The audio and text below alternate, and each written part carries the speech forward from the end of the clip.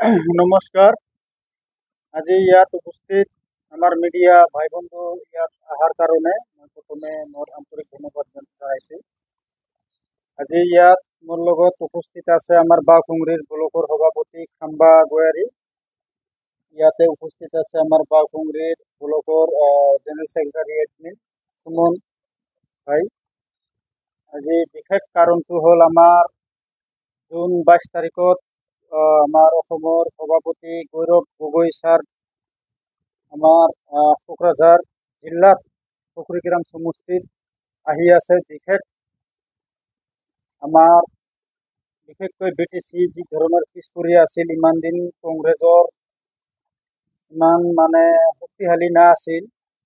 এইবাৰ যিহেতু আমাৰ BTC 40টা সমষ্টিতে কেণ্ডিডেট দিব, তাৰ কাৰণে কি ধৰণৰ আমি BTCটো দখল কৰিব পাৰে বা কি ধৰণৰ আমি কাম কৰিলে কংগ্ৰেছ চৰকাৰটো BTCত আনিব পাৰে, তাৰ কাৰণে আমাৰ গৌৰৱ গগৈ ছাৰ এখন গুৰুত্বপূৰ্ণ মিটিং পুখুৰীগ্ৰামত আমি লৈছোঁ।